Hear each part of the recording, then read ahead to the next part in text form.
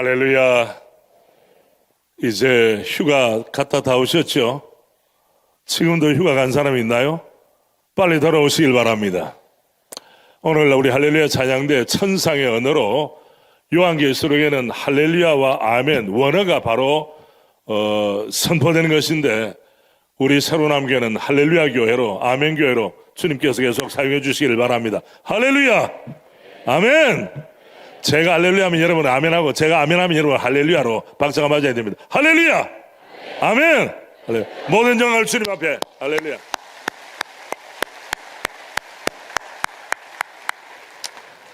오늘 저는 건강한 성도 시리즈 14번째로 나 자신이 어떤 존재인지 절감하고 다니냐. 절감이란 비용을 줄인다는 절감이 아니고 뼈에 사무치도록 내 속에서 우러나오는 삶의 고백, 신앙의 고백을 절감한다고 그래요. 자녀들이 부모의 사랑을 절감하게 될 때 불효자의 자리에서 벗어날 수 있습니다. 우리가 하나님의 은혜에 대해서 절감하게 될 때, 나의 죄성에 대해서 뼈에 사무치도록 절감하게 될 때 우리는 죄를 끊어버리는 능력을 얻게 됩니다. 할렐루야. 그냥 둥게둥게 쉬엄쉬엄 이렇게 해서는 아무것도 되지 않습니다. 되는 것도 없고 안 되는 것도 없고가 아니라 절감해야 새로운 역사가 시작될 줄로 믿습니까, 여러분? 우리 교회 문을 두드리는 분들도 마찬가지예요. 그냥 여러 사람 편에 그냥 끌려가는 것이 아니라 하나님의 은혜가 내게 충만하구나. 나는 주님 없으면 못 사는 존재구나. 나는 교회 생활이 정말 즐겁구나. 우리 성경 정독 대회와 성경, 우리 오늘 저녁이 마지막인데요, 최후 심판입니다. 최후 심판 나오시길 바랍니다. 신학 정체성서는 이 말씀 66권 전체를 우리가 말씀을 받은 결과가 무엇이냐, 인생에 대한, 하나님의 은총에 대한 철감하는 마음이 주 앞에 올려지는 우리 자신의 삶이 되기를 바랍니다. 수년 전 우리 교회 주도로 총신대 신학대학원 졸업하신 목사님들이 졸업한 지 수십 년 이후에 목회의 현장을 조명하고, 또 은퇴하신 분들은 남겨오고 싶은 말씀들을, 에피소드를 글로 펴내었는데, 몇 분이 참석했느냐? 73분, 73명이 참여했습니다. 그 목사님들은 다 저희 클래스가 아니었기 때문에 서로 아는 의미에서 쭉 넘기면서 제가 이 목사님이 이런 경험이 있구나, 목회 현장을 가졌구나, 이걸 봅니다. 그 가운데 제 눈을 꽉 사로잡는 간증이 있었어요. 우리 동기 목사님, 그 현장으로 여러분을 초대합니다. 인간이라는 어떤 존재인가. 가장 놀라운 일은 환자가 예수 안 믿는 분인데 폐암 말기였다. 병들기 전에는 태권도 관장일을 했다고 한다. 우리 교회에 나오는 딸의 권유로 기도받기 위해 교회에 왔다. 2층 계단을 혼자 오르지 못해 양팔을 부축하여 겨우 올라왔다. 예배실 의자에 앉아 예배 드릴 수 없어 잠옷실에 들어가 누워서 예배 드렸다. 예배를 마치고 환자를 보니 중환자다. 나를 보자는 말이, 목사님, 숨쉬기가 너무 힘들어 밤에 잠을 못 잡니다. 잠 한 번 푹 자는 것이 소원입니다. 너무나 불쌍했다. 나는 그를 붙들고 하나님이 고쳐주시길 간절히 기도했다. 기도 후에 하는 말, 목사님, 기도할 때 온몸이 불덩어리처럼 뜨거웠습니다. 그날 집에 돌아가 잠을 푹 잤다고 했다. 그 다음 날 그는 자기 주치의가 있는 대구 가톨릭 병원에 가서 진단해보니 폐암이 감쪽같이 나았다고 한다. 할렐루야. 엑스레이를 찍어보니 하얗던 폐가 정상인의 폐로 까맣게 나왔다고 한다. 의사는 당신 도대체 어디 갔었나, 뭘 먹었나 따져 묻더라고 했다. 아무 데도 안 갔고 아무것도 안 먹었습니다. 다만 교회 가서 목사님의 기도를 받았습니다. 그러자 저는 기적이 일어났다며 놀라워하더라고 했다. 그는 그 다음 주일 성도들 앞에서 서서 간증했다. 누워서 예배드리는 사람이 서서요, 폐암으로 죽기 직전까지 갔는데 기도받고 이렇게 나았다고. 그 한 2주 정도 나오더니 그 다음 주일부터는 교회에 안 나왔다. 전화로 왜 안 나오느냐 물었더니 친구들과 함께 등산을 갔다고 했다. 그날뿐 아니라 그는 계속 교회에 안 나왔다. 물을 때마다 친구들과 등산을 갔다고 했다. 하나님이 폐암을 고쳐주셨으면 감사해서 열심히 교회에 나와야 하지 않는가? 그런데 주일에 계속 등산 가느라 교회에 나오지 않았다. 너무나 기가 막혀서, 아니 하나님이 당신을 이러라고 고쳐주신 줄을 아는가? 계속 안 나오면 하나님이 또 아프게 할지도 모른다 하고 경고했다. 그래도 계속 안 나왔다. 몇 달이 지난 후 전화가 왔다. 목사님, 접니다. 제가 지금 가톨릭 병원에 입원해 있는데요. 오셔서 기도해 주세요. 나는 즉시 물었다. 폐암이 재발했습니까? 아닙니다. 폐암은 다 나았는데요. 머리가 너무 아파 진료해보니 뇌암이랍니다. 병원에 가서 환자를 만났다. 목사님, 죄송합니다. 목사님 말대로 열심히 교회 가야 했는데 말 듣지 않고 내 마음대로 행동하다가 이렇게 됐습니다. 용서하시고 한 번 더 기도해 주세요. 이번에는 불쌍한 마음이 안 들고 미운 마음이 들었지만 기도해 주었다. 기도 반응을 물었더니 아무 반응이 없었다고 했다. 그날부터 일주일 후 그는 세상을 떠났다. 이 일은 도저히 이해할 수 없었다. 그렇게 죽게 하실 것 같으면 왜 폐암을 고쳐주셨을까? 은혜를 받고도 배반하는 자에게 경고하기 위해서인가? 아직도 그 일은 나에게 알 수 없는 미스터리로 남아있다. 저도 읽으면서 미스터리로 남아있어요. 여러분, 이 사건을 여러분 들으시면서 어떤 생각이 드세요? 무엇을 느낍니까? 인간의 극도의 이기성, 자기중심성. 죽길로 직전에 제가 살려놨으면 날이면 날마다 주님 앞에 나와 다른 건 몰라도 감사합니다. 새 삶을 출발했습니다. 은혜입니다. 살려주니까 어디 갔다 그랬어요? 산을 찾아 등산만 다녔다. 여러분, 사람이 어떤 존재입니까? 여러분, 신학 정체성 서는 공부하고 또 성경 정도하면 결론이 뭐예요? 하나님은 누구시고 나는 어떤 존재인가? 여기 해답이 없으면 가짜입니다. 신앙도 가짜요, 삶도 그냥 살아내는 거지 생활한다고 말할 수가 없죠. 먼저 성경이 말하는 인간은 어떤 존재이냐? 본문 4절 봅니다. 4절. 사람은 헛것 같고 그날은 지나가는 그림자 같으니이다. 자, 현대인의 번역으로 읽습니다. 사람은 한 번의 입김에 불과하고, 원래 히브리어 원어는 들숨과 날숨, 숨이 끊어지면 사람 가는 거예요. 그 사는 날이 지나가는 그림자 같습니다. 여기서 말하는 사람에 대한 존재를 무엇으로 묘사합니까? 허무하다는 거예요. 대단한 업적을 남기는 것 같고 남들의 찬사를 받을 때 주인공으로 서 있다가도 인간의 본질이 무엇이냐? 허무하다는 것입니다. 여러분, 인간의 허무를 절감합니까? 시편 39편 5절에 보면 주께서 나의 날을 몇 뼘입니까? 한 뼘 길이만큼 되게 한 뼘. 나의 일생이 주 앞에는 없는 것 같사오니 사람은 그가 든든히 서 있는 때에도 계급장 달고 학위를 가지고 남들이 보는 직장이 있다, 자녀들 잘 양육했다, 괜찮아, 이만하면 쓸모가 있어, 든든히 선 때에도 진실로 모두가 경제도 학력도 건강도 허사뿐이니이다. 여러분, 쉽게 수긍할 수 있나요? 지금 잘 나갈 때인데 이 말이 나옵니까? 시편 90편 5절 6절은 하나님의 사람 모세가 인생 전체를 조망하면서 유언자로 남긴 메시지입니다. 주께서 그들을 홍수처럼 쓸어가시나이다. 그들은 잠깐 자는 것 같으며 아침에 돋는 풀 같은, 이게 잠깐이라는 단어, 한 뼘이라는 단어 같은 맥락 아닙니까? 6절 같이 합니다. 푸른 아침에 꽃이 피어 자라다가 저녁에는 시들어 마르나이다.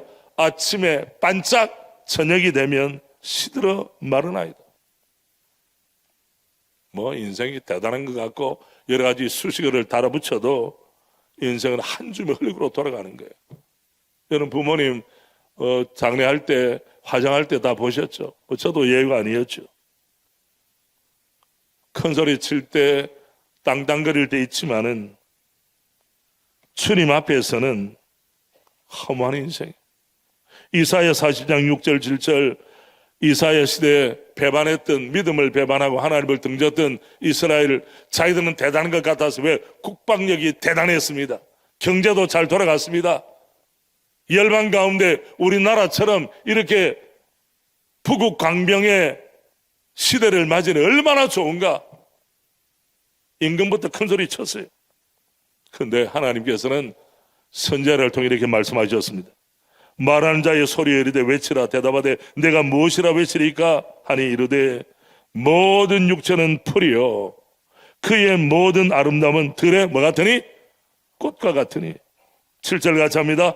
풀은 마르고 꽃이 시들면 여호와의 기운이 그 위에 불미라. 이 백성은 실로 풀이로다. 그들은 스스로 백향목 같다고 생각했지만은 하나님이 보실 땐 풀이에요. 아침에 일어나 반짝하다가 저녁에 무더운 바람이 불면 말라 비틀어지는 그 모습이에요. 풀은 마르고 꽃은 시들먼이라고 말했습니다. 이러한 이사야 선지자의 이 메시지를 받아서 사도 베드로는 그 당시 흩어져 있던 디아스포라 성도들에게 어떻게 메시지를 전합니까? 너희가 거듭난 것이 썩어질 씨로 된 것이 아니요 썩지 아니할 씨로 된 것이니 살아있고 항상 있는 하나님의 말씀으로 되었느니라. 뭡니까? 복음입니다. 살아있고 항상 있는 하나님의 말씀. 우리 함께 합니다. 살아있고 항상 있는 하나님의 말씀. 그러므로 모든 육체는 풀과 같고 그 모든 영광은 풀의 꽃과 같으니 풀은 마르고 꽃은 떨어지되 오직 주의 말씀은 세세토록 돋아 있으니 너에게 저는 복음이 곧 이 말씀이니라. 할렐루야. 이 말씀의 위대성, 말씀의 영원성과 인간의 한계를 이렇게 이야기했어요. 우리는 압니다. 영국이라든지 또 영연방, 호주나 뉴질랜드나 또 아프리카의 영연방 나라들이 있어요. 거기는 스포츠 대회를 할 때, 럭비라든지 국제적인 대회를 할 때 스타디움에 있는 모든 사람들 다 듣도록 그렇게 식전 행사를 합니다. 그 행사를 할 때 부르는 노래가 때로는 앞뒤가 맞질 않아요. 힘을 주고 막 이렇게 용기백배하게 하는 게 아니에요. 어떤 찬송을 하느냐? 찬송을 하는데 481장 때에 저물어서 날이 어두니. 여러분 이것이 스포츠 우람한 근육질의 그 선수들 이게 맞습니까? 그런데 이 찬송에 딴지를 거는 사람이 없어요. 뭘 말합니까? 자, 481장 때 저물어서 날이 어두니 구주여 나와 함께 하소서. 내 친구 나를 위로 못할 때 날 돕는 주여 함께 하소서. 인생의 황혼을 이야기하는 거예요. 2절은 이렇게 전개됩니다. 내 사는 날이 어떻게 하고? 속신하고 이 세상 영광 어떻게? 빨리 지나네. 승리의 노래를 부르고 축배를 들고 머리에 월계관을 썼다 할지라도 이 영광이 영원히 있지 않다는 거예요. 이 세상 영광 빨리 지나네. 이 천지만물 모두 변하나 변찮는 주여 함께 하소서. 이 말은 뭘 말합니까? 여러분들이 게임에 승리를 하고 금메달을 받고 월계관을 쓴다 할지라도 결코 잊지 마라. 그대들의 영광이 영원히 있는 것이 아니다. 인생의 본질을 깨달아라. 겸손해라. 인간이 좀 가졌다고 명예를 받았다고 폼 잡지 말고 겸손해라. 저는 이 찬송을 자주 개인적으로 묵상하고 듣습니다. 내 사는 날이 속히 지나고 이 세상 영광 빨리 지나네. 여러분이 기도해 주시고 응원해 주시고 지지해 주셔서 제 108회기 총회 이제 한 달 남짓 남았습니다. 그러면 몇 기로 넘어가겠습니까? 108회 다음에는 109회로 넘어가겠죠. 총회장의 사역. 물론 저는 그 이후에도 계속 총회를 위해 쓰임받고 또 제가 할 일이 있습니다. 그럼에도 불구하고 저는 저 자신에 대해서 잘 깨달아 아는 목사가 되기를 원해요. 여러분 성도들도 마찬가지입니다. 허무한 존재, 한식인 존재, 유한한 존재, 여기서 끝나는 게 아니에요. 인생은 죄 가운데 신음하다가 저주받은 존재로 성경은 명확히 알려줍니다. 예레미야 선지자를 통해 나오는 말씀이 17장 9절과 13절입니다. 만물보다 눈에 보이는 것에, 눈에 보이지 않는 모든 만물 존재하는 것보다 거짓되고 심히 부패한 것은 마음이라. 누구의 마음입니까? 사람의 마음이라. 누가 능히 이를 알려마는. 어떤 철학자나 어떤 사상가들이 헤아려 수 없어요. 하나님의 말씀은 절대 진리이기 때문입니다. 13절 우리 함께 합시다. 이스라엘의 소망이신 여호와여, 무릇 주를 버리는 자는 다 수치를 당할 것이라. 무릇 여호와를 떠나는 자는 흙의 기록이 되로우니 이는 생수의 근원이신 여호와를 버림이니이다. 흙의 기록이 된다는 건 뭡니까? 너는 흙으로부터 왔으니 흙으로 돌아가라. 반석에 바위에 새기는 것이 아니라 흙에 새긴다는 것은 무용지물이 되어서 인생 끝나는 것을 말합니다. 흙의 기록이 돼. 흙의 기록할 수 있어요? 누가 뒤에서 와서 밟아버리면 그 흔적은 없어지는 것입니다. 왜? 하나님을 떠난 데는 소망이 없어요. 하나님, 창조주 하나님을 올바로 고백하지 않고서는 사는 게 아니에요. 사도 바울은 이 사실을 깨닫고 이렇게 고백합니다. 로마서 3장 10절부터 12절 20절 우리 한마음 한 입술로 같이 합니다. 기록된 바 의인은 없나니 하나도 없으며 깨닫는 자도 없고 하나님을 찾는 자도 없고 다 치우쳐 함께 무익하게 되고 선을 행하는 자는 없나니 하나도 없도다. 그러므로 율법의 행위로 그의 앞에 의롭다 하심을 얻을 육체가 없나니 율법으로는 죄를 깨달음이니라. 여기에 율법은 하나님의 표준, 하나님의 법, 하나님의 기준을 말합니다. 하나님의 기대, 하나님의 기준을 만족시킬 사람 인생은 아무도 존재하지 않는다는 것을 말합니다. 물론 우리는 은혜 받고 예수 믿고 나서 이 은혜를 무엇으로 보답할까 하는 마음을 가지고 주를 위해 사는 것은 사실입니다. 그러나 일반 사람들, 창조주 하나님을 알지 못하고 구원주 하나님을 알지 못하는 사람들, 이 사람들은 자기의 존재감을 나타내기 위해서 하나님의 형상이 조금 남아있기 때문에 나름대로 잘하려고 하는 윤리적 의식은 있는 거예요. 그러나 그것이 하나님의 수준에는 미치겠습니까, 여러분? 그럴 수 없는 것입니다. 사도 바울은 또 고백했습니다. 로마서 7장 19절 내가 원하는 바 선은 행하지 아니하고 도리어 원하지 아니하는 바 악을 행하는도다. 우리가 주의 말씀을 듣고 보는 것은 내가 어떤 존재가 얼마나 허무한 존재인가, 얼마나 죄악 가운데 신음하고 얼마나 저주받은 존재인가, 여기를 깊이 깨닫는 사람만이 하나님의 은혜의 영광스러움을 알 수가 있는 거예요. 그래서 사도 바울은 뭐라고 했습니까? 나는 죄인 중에 으뜸 죄인. 뭐라고 했어요? 괴수, 수괴라고 하는 거예요. 괴수나 수괴나 같은 말 아니에요. 으뜸 죄인이다. 나는 주님을 모를 때 주님을 비방하고 저주하고 예수 믿는 사람들 잡아가두는 교회를 비판하는 자였다. 그는 무지해서 그렇다. 자기 고백이었습니다. 결론이 뭡니까? 하나님의 은혜는 놀랍도다 크도다. 예수를 믿어도 마지못해 체면체로 특별히 모태신앙을 가진 분들에게 말씀드립니다. 여기까지 평안하게 산 것은 부모님의 눈물의 응답인 줄로 믿습니다. 그런데 자기가 조금 괜찮다고 가정적인 배경이나 신앙적인 배경이 좋았기 때문에 그렇게 크게 빗나가지 아니하고 나름대로 원칙을 지키며 삽니다. 그것이 하나님의 은혜 아닙니까, 여러분? 좋은 부모 만난 거 아닙니까?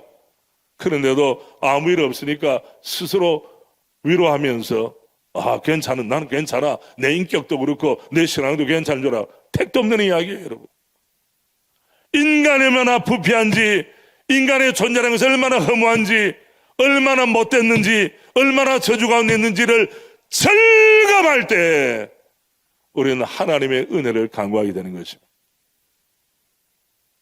그러나 요새 사람들은 먹고 마실 만하니까 아파트에 살고 특별히 부족함이 없으니까 스스로 잘난 척합니다. 4절 말씀했죠. 이제 3절로 나갑니다. 3절 3절 우리 한마음 합실로 같이 한번 3절 여호와여 사람이 무엇이기에 주께서 그를 알아주시며 인생이 무엇이기에 그를 생각하시나이까. 사람이 무엇이기에 인생이 무엇이기에. 여러분 이런 절규를 해보셨나요?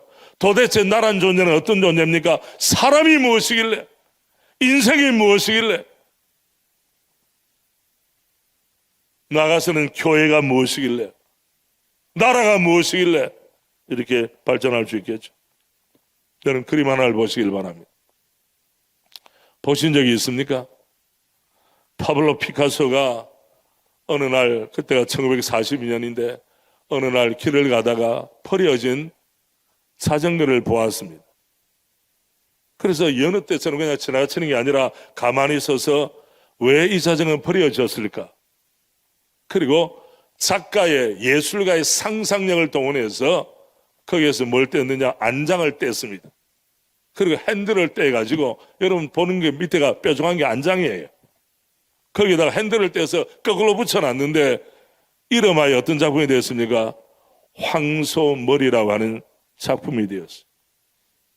그리고 세월이 흘러서 50년 이후에는 이것이 얼마냐? 293억. 좀 놀라주시길 바랍니다. 폐차된 자전거, 버려진 자전거 안장과 핸들을 조합해 놓았는데 작가의 상상력을 동원했습니다. 이것이 엄청난 가치를 가지게 됐습니다. 물론 파블로 피카소라고 하는 그런 명예가 있죠. 그 사람이 가지는 수준이 있으니까 그렇게 됐겠죠. 저는 이 작품을 가만히 보면서 무용지물이 된 폐차된 안장과 핸들에 작가의 상상력을 동원해서 터치했더니 작품이 되었어요. 걸작이 되었어요. 이와 비슷한 것이 나중에 드러나게 되었습니다, 여러분. 그럼 우리는 어떤 존재냐? 저주받고 무능하고 험한 존재로 끝나느냐? 아니에요. 하나님의 은혜의 손길이 터치된 줄로 믿습니다. 거기에 기적이 일어나게 된 거예요. 이게 바로 하나님의 은혜예요. 여기 본문에 보면 여호와여 사람이 무엇이기에 주께서 그를 알아주시며 인생이 무엇이기에 그를 생각하시나이까. 시편 144편은 누굽니까? 다윗의 시입니다, 여러분. 베들레헴에서 목동으로 살았습니다. 그는 형제들 가운데도 잊혀진 존재였습니다. 하나님께서 예루살렘의 주군으로 세우시고 그를 존귀하게 여기셨죠. 그럴 때마다 그는 자신에 대해서 깊이 묵상했을 겁니다. 사람이 무엇이기에, 이 나라고는 다윗이 무엇이기에, 인생이 무엇이기에, 다윗이라고 하는 이 존재가 무엇이기에 라는 질문을 계속 했을 것입니다. 그는 어떻게 고백합니까? 시편 8편 3절에 6절에 보면 인간이 무엇이냐에 대한 해답이 적나라하게 드러납니다. 주의 손가락으로 만드신 주의 하늘과 주께서 베푸신 달과 별들을 내가 이 창조 세계를 보고 있습니다. 창조주 하나님의 그 솜씨를 보는 것이죠. 4절, 우리 4절, 5절, 6절 같이 합니다. 사람이 무엇이기에 주께서 그를 생각하시며 인자가 무엇이기에 주께서 그를 돌보시나이까. 그를 하나님보다 조금 못하게 하시고 영화와 존귀로 관을 씌우셨나이다. 주의 손으로 만드신 것을 다스리게 하시고 만물을 그의 발 아래 두셨으니. 이전의 번역은 천사보다 조금 못하게 하시고, 아무리 그 성경학자, 구약학자들이 봐도 이거는 천사라고 번역하는 것보다 하나님보다 조금 못하게 하시고, 인간의 존재는 천사를 뛰어넘어 하나님보다 조금 못하게 하시고 영화와 존귀로 관을 씌우셨어요. 영광이라는 것과 존귀함으로 관을 씌움받은 존재가 바로 사람이라는 것을 깨닫게 된 것입니다. 반전이 일어나게 된 것입니다. 여기서 우리는 무엇을 봅니까? 부패한 인간, 저주하고 타락된 인간이 주의 은혜를 받을 때 어떤 존재로 새 출발할 수 있는가? 이런 은혜를 받은 사람이 찬송 부를 때 건성으로 부를 수 있겠습니까, 여러분? 교회 나올 때 도살장으로 끌려가는 그런 소나 짐승처럼 그냥 마지못해 그냥 인상 쓰면서 올 수 있습니까? 오늘 아마 부인의 권면을 받아 온 남편들도 있을 겁니다. 처음에는 그럴 수 있어요. 아이, 체면체례로 마지못해 한 달에 한 번 정도는 가준다고 약속했으니 오늘은 그냥 가주는 날이야. 이렇게 하는 마음으로 오신 분도 있을지 몰라요, 여러분. 그러나 우리는 그런 존재가 아니에요. 하나님이 나를 주목하시고 나의 인생을 붙잡으시고 있는 것 없는 것 다 퍼부어 주셨어요. 누구를 통해? 우리 구주 예수 그리스도를 통하여. 이게 복음의 본질 아닙니까, 여러분? 다른 부수인 것이 많지만은 로마서 8장 1절 2절과 3절입니다. 우리 한 마음 한 입술로 합니다. 시작. 그러므로 이제 그리스도 예수 안에 있는 자에는 결코 정잠이 없나니 이는 그리스도 예수 안에 있는 생명의 성령의 법이 죄와 사망의 법에서 너를 해방하였음이라. 또 미리 정하신 그들을 또한 부르시고 부르신 그들을 또한 의롭다 하시고 의롭다 하신 그들을 또한 영화롭게 하셨느니라. 할렐루야. 영화롭게, 영광스럽게 죄와 슬픔, 절망, 탄식은 사라지게 하시고 하나님께서 영광스럽게 만드셨다는 거예요. 할렐루야. 이 영광을 받을 수 있는 존재가 아니었습니다. 그럼에도 불구하고 모든 것을 주님이 사면하시고 여러분과 저는 사랑받은 존재입니다. 사랑의 사도 요한은 요한복음과 요한 1, 2, 3서와 그리고 요한계시록을 쓴 사람이죠. 요한1서 4장 8절 50절 사랑하지 아니하는 자는 하나님을 알지 못하나니 이는 하나님은 사랑이시구나. God is love. 하나님의 사랑이 우리에게 나타난 바 되었으니 하나님이 자기의 독생자를 세상에 보내시면 그로 말미암아 함께합니다. 우리를 살리려 하십니다. 여기 우리라는 단어 속에 자기 이름을 넣었습니다. 시작. 정오를 오정오를 살리려 하십니다. 살았습니까, 여러분? 우리 하나님이 예수 그리스도를 우리 땅에 보내시고 나를 대신하여 내가 십자가에 달려 죽어야 될 입장에서 주님이 죽어주심으로 나는 살려진 존재가 되었어요. 사랑은 여기 있으니 우리가 하나님을 사랑한 것이 아니요 하나님이 우리를 사랑하사 우리 죄를 속하기 위하여 화목제물로 그 누구를? 아들을 보내셨습니다. 할렐루야. 우리는 예수님을 볼 때마다 하나님의 심정을 압니다. 예수님 십자가에 달린 것을 생각할 때마다 주님이 어떤 인생을 치르셨는지, 독생자 우리 구주 예수님은 날 위해 대신 십자가에 못 박았구나. 그 결과 여러분과 저는 의롭게 되었습니다. 로마서 3장에 보면 모든 사람이 죄를 범하였으며 하나님의 영광에 이르지 못하더니 수준 미달이에요. 어떤 사람도 구원받을 수 없어요. 24절 함께합니다.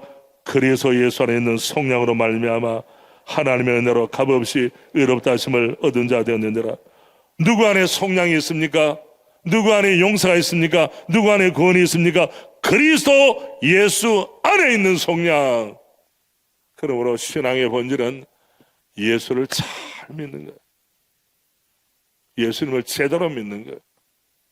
예수님을 체면처럼 믿는 것이 아니라 예수님을 뜨겁게 믿는 거예요. 예수 생명이 내 안에 들어왔다면 예수님 생각만 해도 구주를 생각만 해도 내 마음이 좋거든. 주 얼굴 배울 때야 얼마나 좋으랴. 할렐루야. 예수님만 있는 생명, 예수님만 있는 천국, 예수님만 있는 약속, 어떻게 이것을 우리가 소홀히 할 수가 있겠어요? 한경직 목사님 돌아가시기 전에 여러 목사님들이 방문하셨는데, 목사님 우리 목사들에게 남길 메시지가 없습니까? 하니까 뭐라고 했다고 기록된 줄 아세요? 목사님들 예수님을 잘 믿으세요. 껍데기로 믿지 말고 치급치레로 믿지 말고 예수님을 제대로, 예수님을 잘 믿으세요. 여러분 예수 잘 믿고 있습니까? 우리는 그리스도인이지만 나를 즐겁게 하는 데 대해서는 시간도 재정도 많이 투자합니다. 내 자식 잘 되는 일이라면 뭐 뼈가 휘어지도록 등골이 휘어지도록 다 합니다. 그런데 예수님에 대해서 예수 열심히 믿는다고 하면 광신자다, 너 다른 사람은 안 그러는데 왜 그러냐, 이게 추격이 전도된 거예요. 예수님을 뜨겁게 잘 믿는 사람은 도태가 되고 악화가 양화를 구축하듯이 이 시대는 어떠냐? 적당하게 체면체례로 그냥 남들이 보기에 그냥 교양인처럼 믿는 것, 그것을 예수 잘 믿는다고 생각하고 정말 눈물로서 못 갚아 이 한 몸 저 앞에 드립니다, 이렇게 원초적으로 본질적으로 원색적으로 믿는 것에 대해서는 가치를 폄하하는 것이 우리 시대의 모습 아닙니까, 여러분? 성경의 결론이 뭐예요? 인간의 부패함과 타락함과 동시에 하나님의 놀랍시는 어메이징 그레이스, 이게 아니고는 우리가 어떻게 예수 믿는다고 말할 수 있겠습니까? 여러분이 최근에 주연의 감기에서 어떤 찬송을 불렀나요? 결혼 생활이 잘 되려면 이 남자를 만난 것이, 이 여자를 만난 것이 내게 과분하다, 은혜다, 축복이다. 나는 다시 죽었다가 태어나도 다시 산다면 이 남자를, 이 여자를 내 남편으로, 내 아내로 맞이할 거야. 이런 여러분 각오가 되었나요? 목사님 그런 말씀 하지 마세요. 끔찍한 일입니다. 꿈도 꾸기 싫어요. 큰일 납니다. 여러분, 하나님께서 내게 주신 최상의 선물이 내 남편이고 내 아내라고 여러분 생각하십니까? 여러분의 자녀들을, 나는 자격이 없지만은 이런 귀한 자녀를 내 품에 안겨주셨구나, 그런 감동이 있습니까, 여러분? 그런데 어떻게 자녀들이 함부로 해요? 자녀를 위해서 간절히 기도하지 않으세요? 우리 새로운 하나님교회가 내게 주신 하나님의 최상의 선물이라고 생각하면 충성해라, 봉사해라, 예배 시간에 일찍 와라, 이런 말 할 필요가 있겠습니까, 여러분? 지금 우리 대한민국 교회의 수준이, 레벨이 지금 업돼야 될 텐데 다운이 되고 있는 것 아닙니까? 먹을만하고 살만하고 좋은 직장 가지고 머리 좋게 만들고 남들이 부러워하는 그런 위치 있게 다 만들었는데, 그때 주님 앞에 대한 헌신과 충성은 그 도가 높아졌습니까, 여러분? 저는 여러분의 가정이 화목한 가정으로 주님 앞에 계속 쓰임받기를 주님의 이름으로 축복합니다. 강요된 신앙이 아니라 자발적인 가슴에서 우러나오는 신앙인으로 우리 주님 앞에 쓰임받기를 바랍니다. 결론을 내리겠습니다. 그렇다면 이렇게 은혜 받은 성도, 저주에서 벗어나 생명으로, 해방으로, 사랑으로 의롭게 된 존재인 우리는 어떻게 살아야 합니까? 1절 2절 보면 성도의 특권은 하나님을 신뢰함과 동행함이라고 말씀합니다. 1절 2절, 나의 반석이신 여호와를 찬송하리로다. 내가 그간의 손을 가르쳐 싸우게 하시며 손가락을 가르쳐 전쟁하게 하시는도다. 2절 같이 합니다.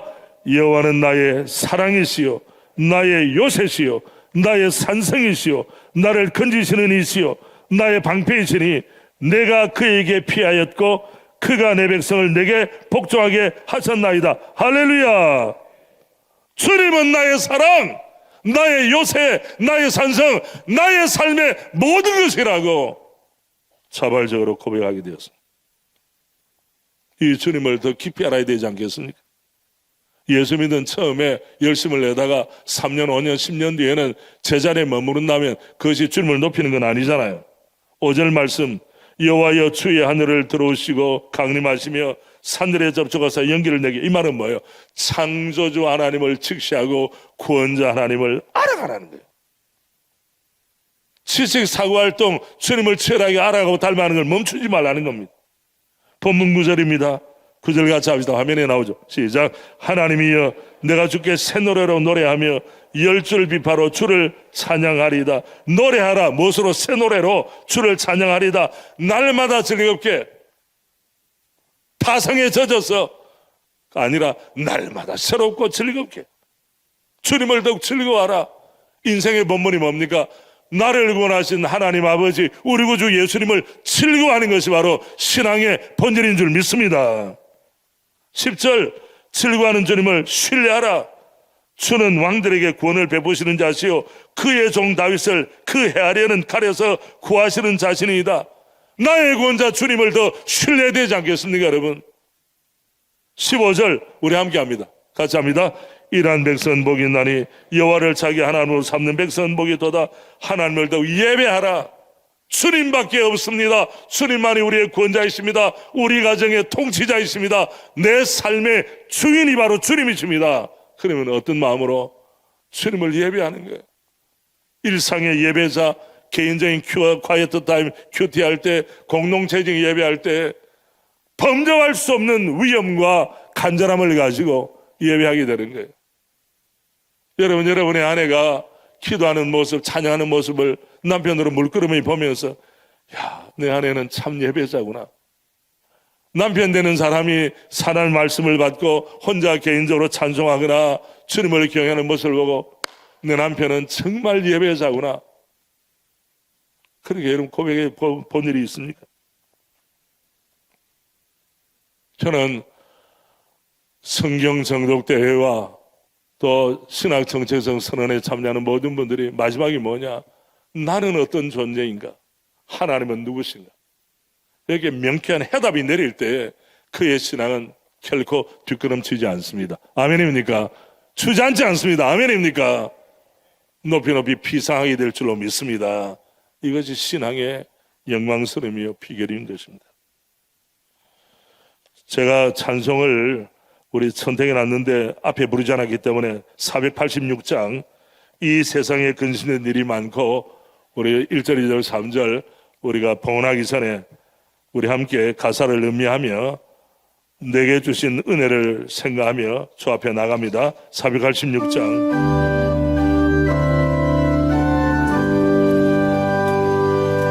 이 세상에 근심된 일이 많고 참 평안을 몰랐구나. 내 주 예수 날 오라 부르시 곧 평안이 쉬리로다. 주 예수의 구원의 은혜로다. 참 기쁘고 즐겁구나. 그 은혜를 영원히 누리겠네. 곧 평안이 쉬리로. 이 세상에 공고한 일이 많고 이 세상에 권고한 일이 많고 참 쉬는 날 없었구나. 내 주 예수 날 사랑, 내 주 예수 날 사랑하시오니 곧 평안이 쉬리로다. 주 예수의 구원의 은혜로다. 참 기쁘고 즐겁구나. 그 은혜를 영원히 우리에게 곧 평안이 쉬리로. 이 세상에 죄악된 이 세상에 죄악된 일이 참 죽을 일사였구나. 참 죽을 일사였구나. 내 주 예수 날 건져 주시오니 곧 평안이 쉬리로다. 주 예수의 구원의 은혜로다. 참 기쁘고 즐겁구나. 그 은혜를 영원히 누리겠네.